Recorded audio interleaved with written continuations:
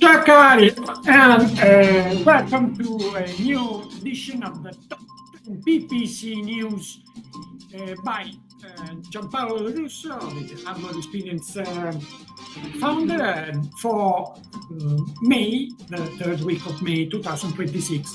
What are we talking about today? Google Ads, match types and effectiveness, AI skills, what can you use it, and why can you use it? Negatives, agentic AI dashboards, common mistakes emerging in e-commerce audits, AI agents and business data, AI advisor still not reliable. For Meta ads, extended lifespan of purchasers, Microsoft ads, LinkedIn targeting for connected TV ads, ChatGPT ads, why they are so fast in releasing updates, and a lot of updates released. Analytics, new default channel for AI agents. But let's start first with some extra contents. The first one is by Paid Search Association, and now in a few hours you will have the possibility to ask whatever you want to Ginny Marvin about AI Max, in a new webinar hosted by Sarah Stayman, the president of Paid Search Association. The second extra content is by Eno Adegbola and on searchengineland.com, and she is reporting that Microsoft will release the possibility to target connected TV ads with LinkedIn targeting options, the same that have been made available for Amazon in an agreement, in a partnership I talked about last week. The third extra content is by Benjamin Wemmer on searchengineland.com, and he is explaining why PPC agents, besides the fact that they can be trained well on optimizing account, are going to be sometimes to say something, to outlook something in the account which is not related to real business. So you need to give them also business data to have reliable audits. But let's start with the news. The news number 10 this week is by Alexander Kovalov, and he is explaining that Amazon has opened to everyone its marketing mix modeling. So after Meta and Google, now also is available the Amazon model. News number 9.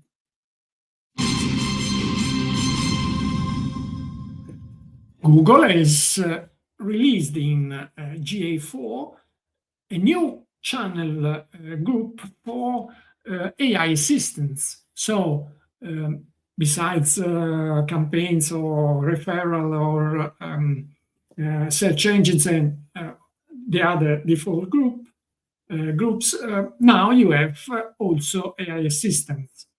And that's interesting to understand how AI is interacting with us. And Will Critchlow here has shared also an interesting recap up to today, of course, of how you can spot the interaction of these agents with your site at the moment. News number 8.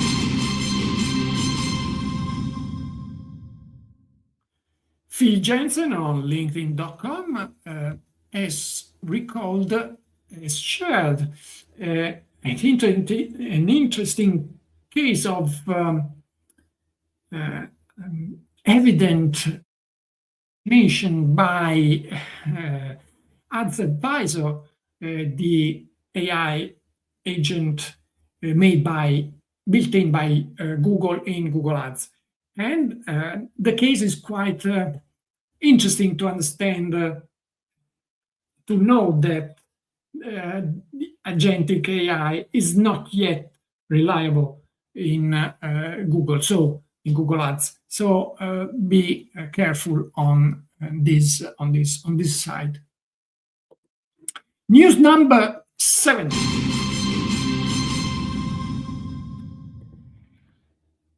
Daniel Gilbert, CEO at Brain Labs, has shared here an interesting opinion about ChatGPT ads and why they are so fast in releasing new updates.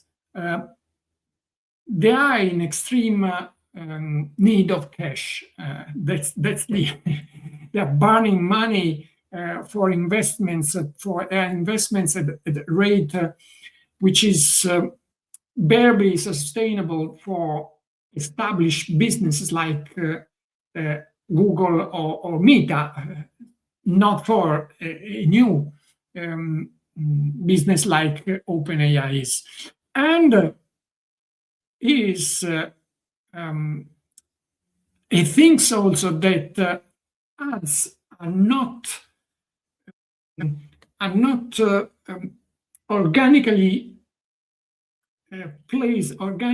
interacting with ChatGPT. They are placed there to make money, but OpenAI will not have the same time Google and Microsoft, Google and Meta had to refine the business model.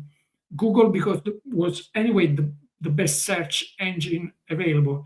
Meta, because it was the only social media available. ChatGPT has alternatives, has good alternatives right now. So pushing the ads could be the end, in Daniel Gilbert's opinion, of course. And now the updates released in past week, Utku Gulden has shared the fact that now has been released also a model, a template within Google Tag Manager to track to track conversions in ChatGPT. Then Anwar Iqbal again on Search Engine Land has shared that now you can use also product feeds in ChatGPT, so the equivalent of the shopping campaigns in Google or catalog ads in Meta. And Benji Shomer is releasing that ads will be expanding to UK, Japan, South Korea, Brazil, and Mexico. So ChatGPT is really burning the road to hit the targets they need for the investments. News number 6. SavvyRevenue.com, Andrew Lork has shared a recap made by AI of his latest 50 e-commerce Google Ads audits. So that's interesting. So those are the most common errors in audits, and this is real data in the last 18 months. So it's very up to date. News number 5.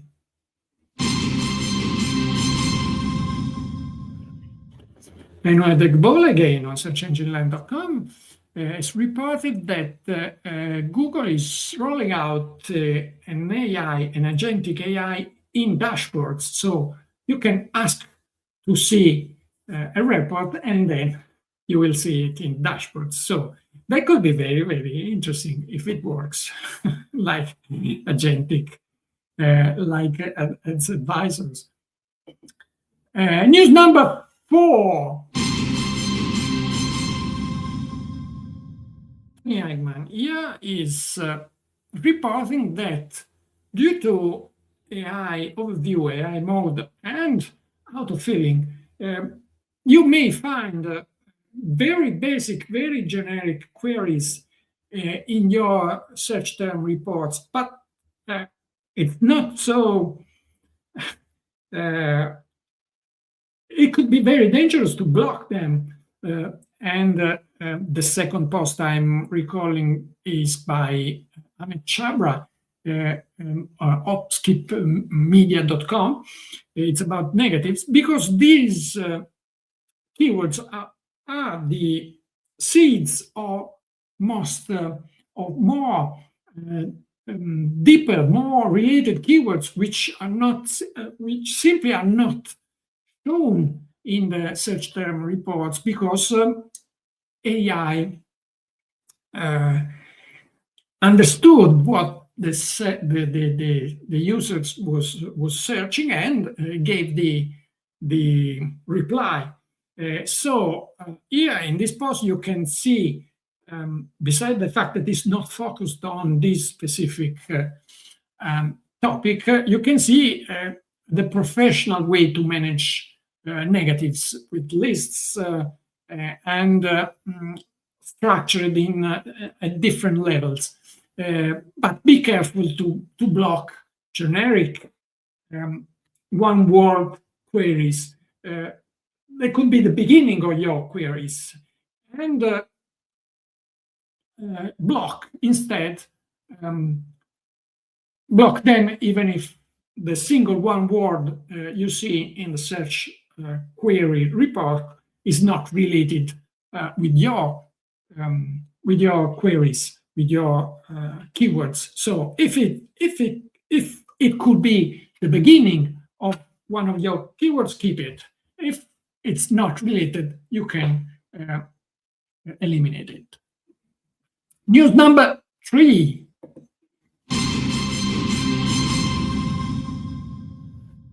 Equalis on searchengineland.com has shared a very interesting mini guide to AI skills. So the base rules for an AI agent to perform PPC audits. And it's, as usual, very sophisticated and in-depth, this article, and they also share their skills, their Google Audit skill for Claude. News number 2. Bram Vadelen on LinkedIn.com is sharing the fact that Meta is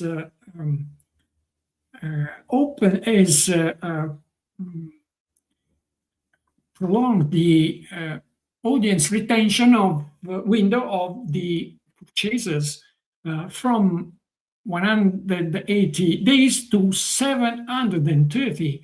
So even for small businesses, that should help to have richer audiences, at least for acquired customers. But the news number 1 is by Fred Wallace again on optimizer.com. Fred was relentless this week, probably. And it's a report on types of matching types and the relative performance. The general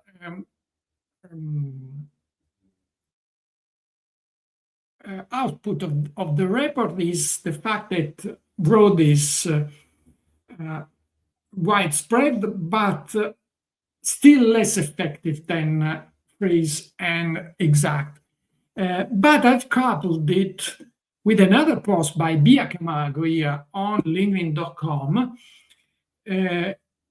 because here Bia is showing that she's testing AI Max campaign to do brand protection campaigns.